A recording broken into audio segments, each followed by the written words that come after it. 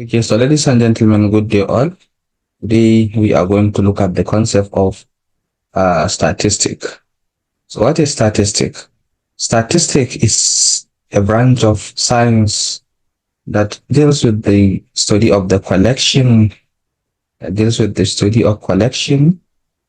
classification, tabulation, presentation, analysis, and drawing conclusion from numerical data.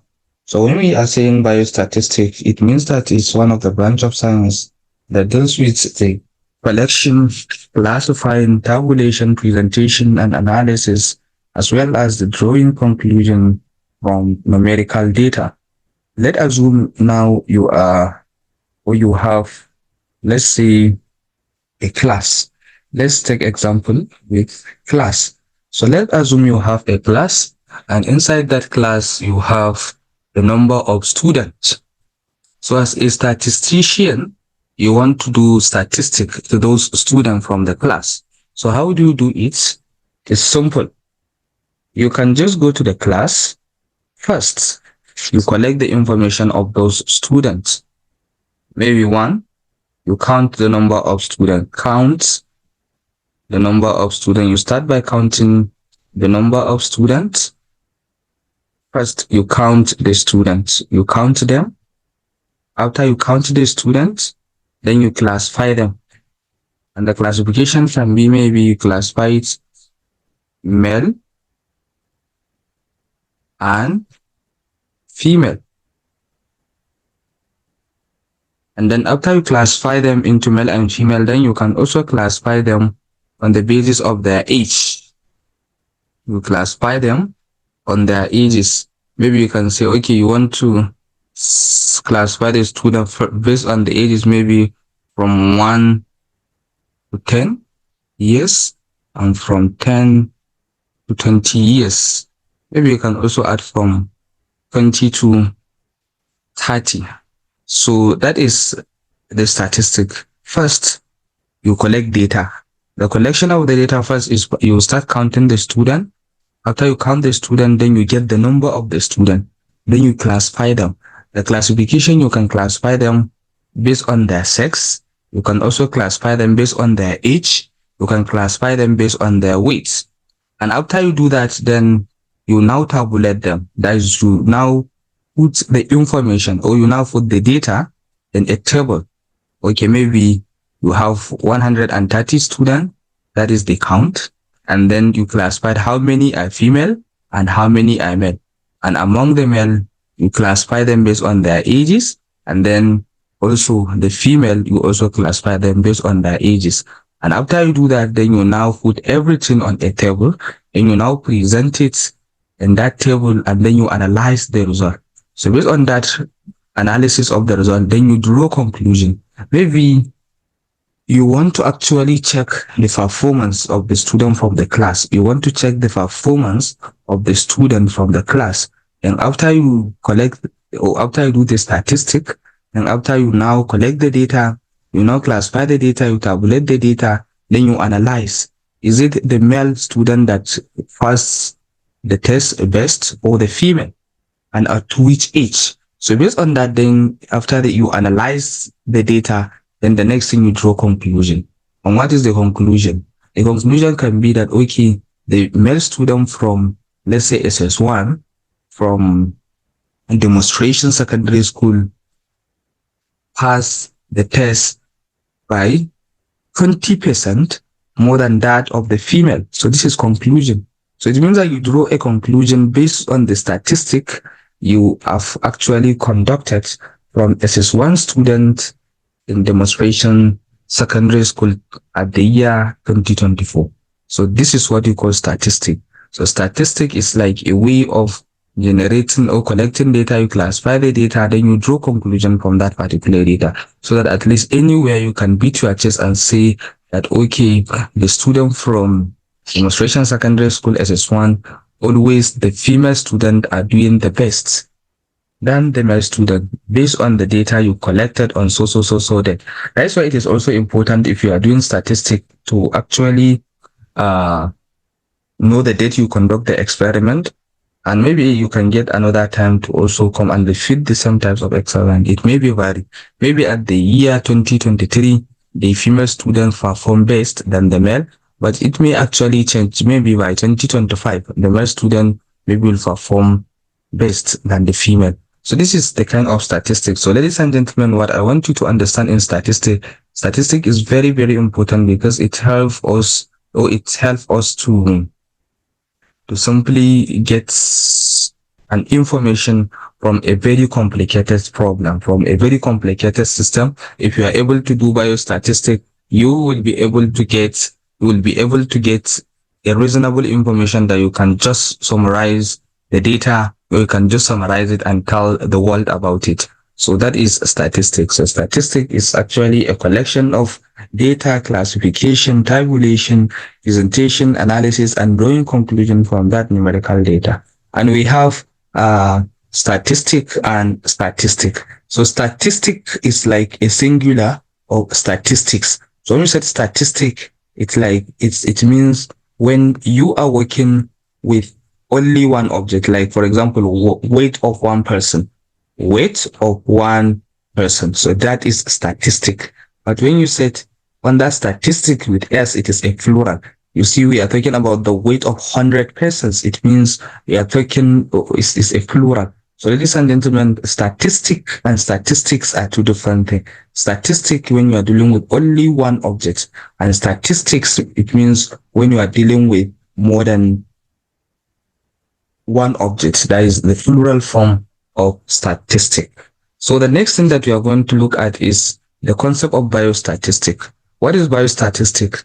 The biostatistic is when you applied the statistical principles or the statistical method in biology. When you apply the statistic in biology is what you call biostatistic. And this biology includes human anatomy, medicine, public health, biochemistry, microbiology, botany, zoology, and nursing. All this is actually a biostatistic. So when you use this statistical principle in biology, it means you are dealing with biostatistic. So biostatistic is the use of statistic to solve biological problem. To solve biological problems, you are using statistic to solve biological problems, and that is what you call biostatistic. And it is generally used to refer recorded data such as the number of patients attending a hospital, the number of road accidents. So you see, now for example, assuming now you went to AB teaching hospital. So when you went to AB teaching hospital, you can say, okay, you now want to check the number of patients attending hospital. How many people that are visiting the hospitals that are patient, and then how you can also, based on that, you can even class.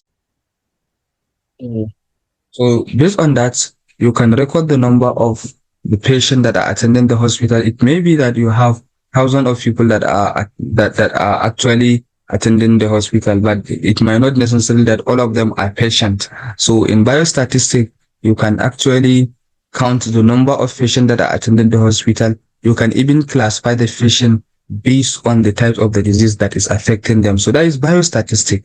And so also at the same time, in biostatistic, you can also, like in the case of the patient, you can classify them those with infectious disease, those with cardiovascular disease, those with different types of disease. You can do that also as well. And also in addition, so you see, in this case, we are talking about the number of patients attending a hospital. So you see, you are dealing with biological sample, you are dealing with living organisms. So that is biostatistic. And then also the number of road accident, how many people had accident, maybe from Abuja to Kaduna, how many of them have accident, how many people have road accident. Then you also classify the accident, maybe is it by road, is it by car, is it by train. So all these things is the statistic. So you are using biological you are using statistic or the principle of statistic or statistical techniques as well as the method in actually applying that in biology. And a scientist called Francis Galton actually was considered or has been called the father of biostatistics. So Francis Galton is the first scientist that was able to come up with an idea of biostatistics, and that is why he considered and regarded as a father of biostatistics. So ladies and gentlemen, what I want you to understand is that in this part of the course, we are just trying to see how how we are going to look at some theoretical aspect of the course, and then we'll also later start the calculation, and then we'll also use some software to analyze our results.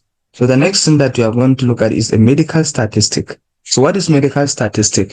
Medical statistic is deals with the application of statistical method to the study of disease and as well as the efficacy of vaccine. So it means that in the case of medical statistic, we are trying to use a statistic to see how we can study disease as well as the efficacy of vaccine. Maybe we can also say the efficacy of drugs. Maybe a new drugs have been developed, and after that drugs has been developed, and you now want to see how you can develop a vaccine that will prevent the disease. So also at the same time, remember we had an issue of coronavirus in the year 2020.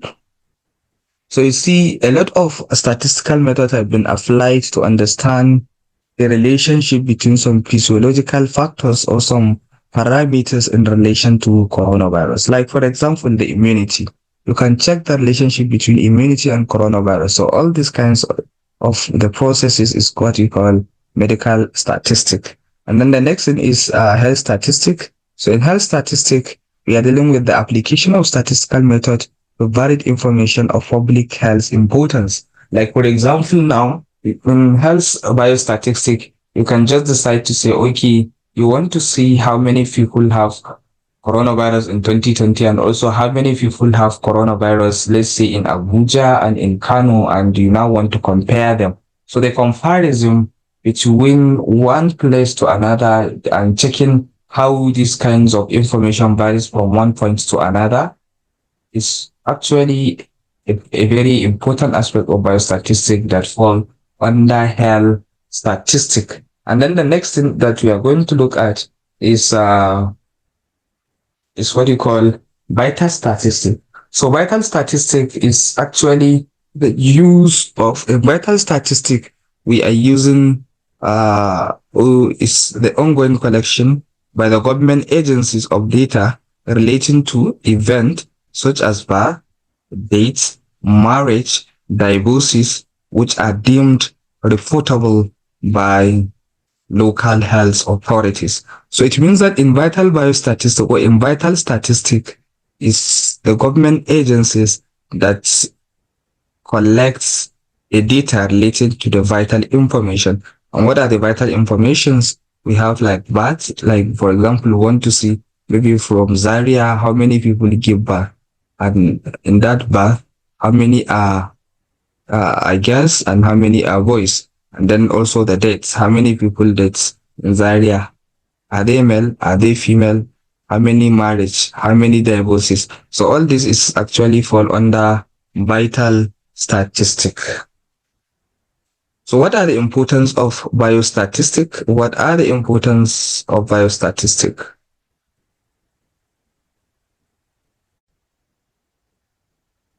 So what are the importance of statistics? Number one, it is essential for people into research management or graduate study in a specialized area. So it is very, very important in a research management, and person who is also actively in research will find that a basic statistic is useful in conducting clinical studies and field survey. What is clinical studies? When we say clinical study, it's like when you have a situation where you want to develop a new drugs. Maybe the drugs have already been tested on animals, and now you want to test it on human, on human. So that is what you call clinical studies. So biostatistics is important in conducting this kind of study, that's clinical study, and also field surveys. What are the example of field survey? Like for example, when we say field survey, maybe you just wanted to know how many people have malaria in Zaria. So you just start collecting blood from individuals randomly, and you start checking the parastemia level, that is the malaria parasite. So based on that, you will be able to know the number of people that have malaria in Zaria. So, but in most cases, you are not in statistic. Generally, in statistic, we don't work with the whole population. We cannot work with the whole population. Rather, we work with the representatives. That is sample. We work with representatives, and that is sampling. And also, another importance of statistic, it is also effective presentation of their findings in report, in report in journals and also for professional meeting. So biostatistics can also help you to have a very concise and precise reports in journals as well as at professional meetings. So if you have a knowledge of biostatistics, you will be able to generate a data that will make a sense, that will make reasonable sense. So the next thing that we are going to look at is data and its collection. What is a data? A data is like a collective recording of the observation, either numerically or otherwise, is what we call a data. So when you say data, it means that when you carried out an observation, when you carried out an observation, so what you collect from that observation is what you call data. Like now, for example, let's say I'm interested to know the student that passed Biochem 219. The student that passed Biochem 219. So now, after the exams,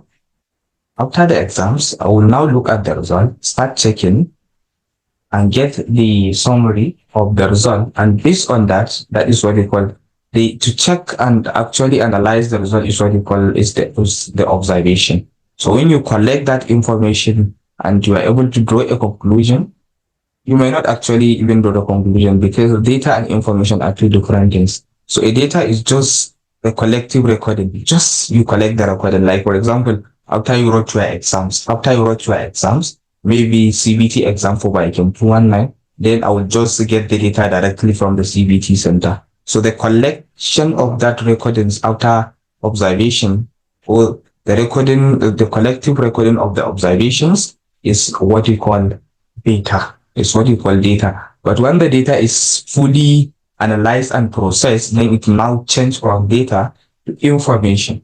So information and data are two different things. So a data is usually just a collective recording of an information that is not processed, that is not analyzed, then is what you call data. So we have different types of data.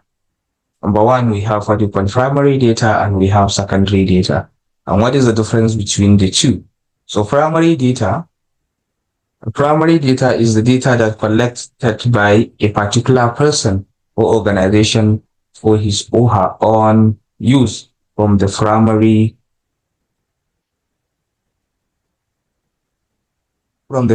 source.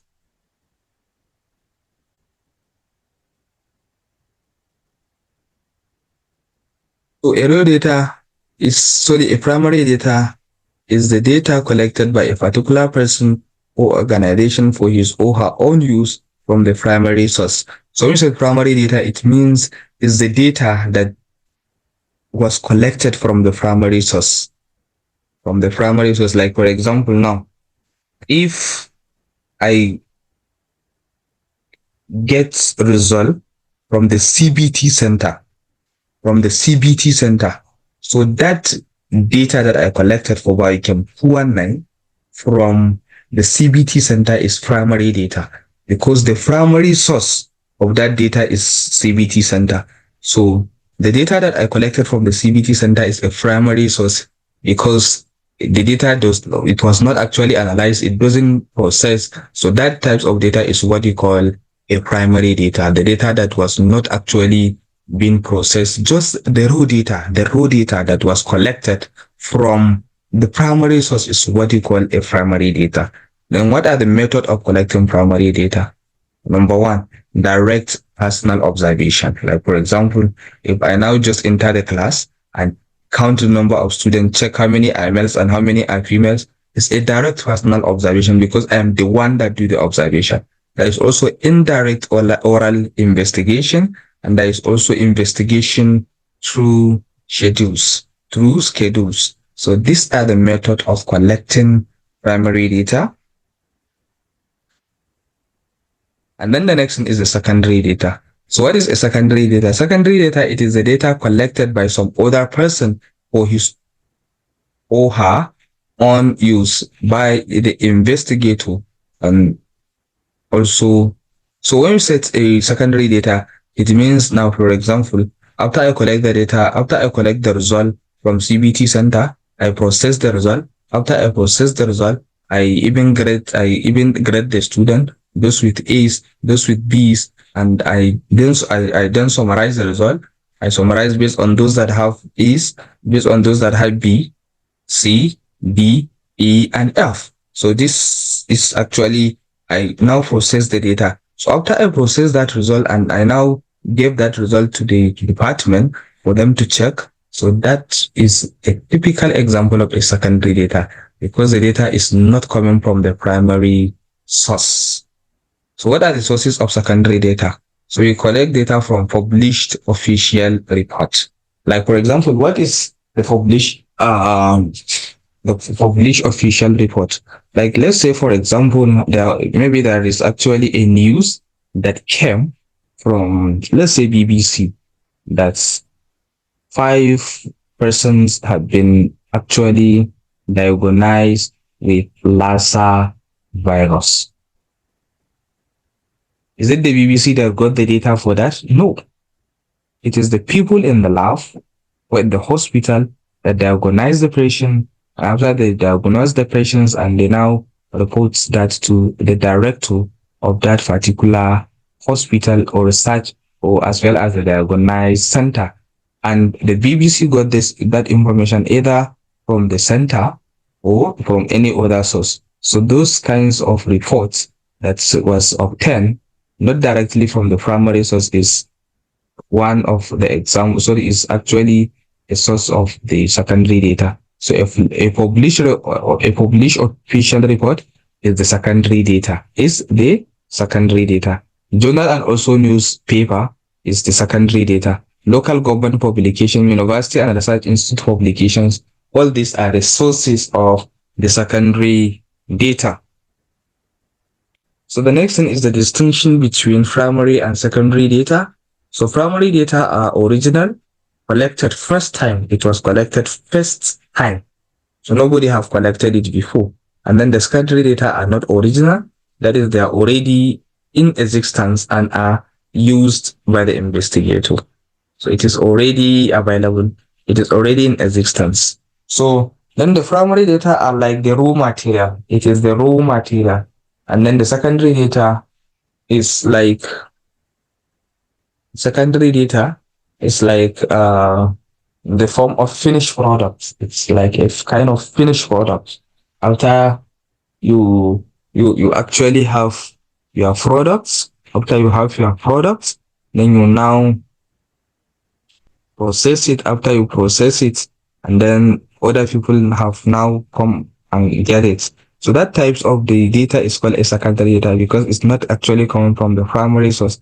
Primary data are according to the objects of investigation and are used without correction. And then the secondary data are corrected for some other purpose and are corrected before use. And then the collection of primary data require large sum energy and time.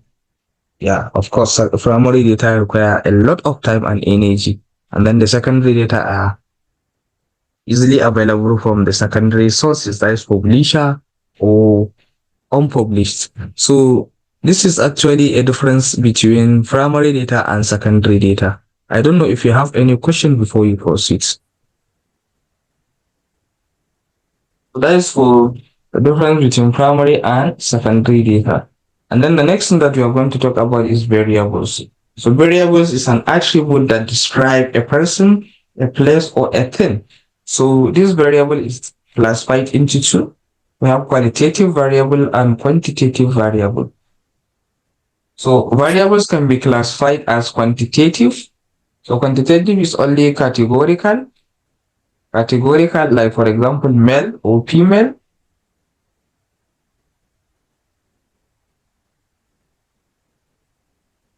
short, height.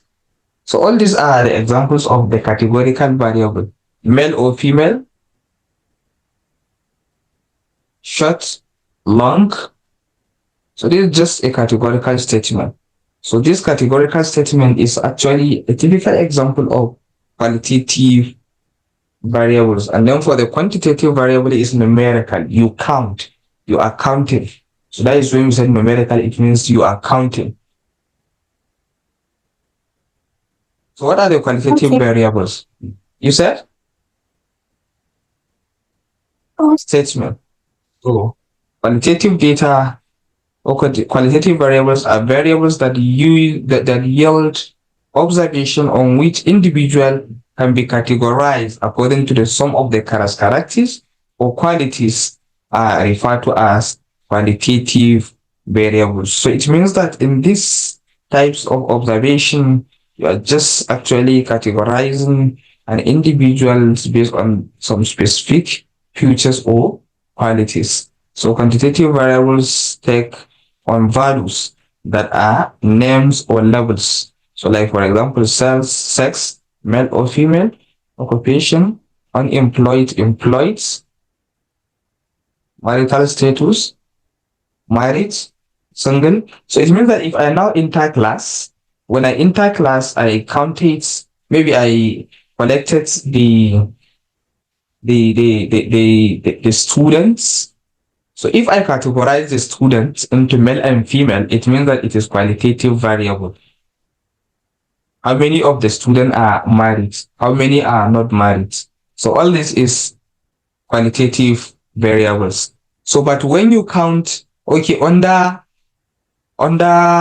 occupation, male, sorry, under occupation, employed, unemployed. So if I count unemployed as 20 are unemployed, 80 are employed.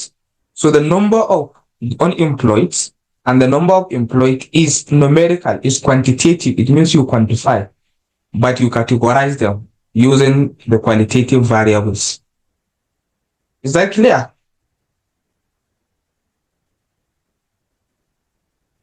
Yes, sir.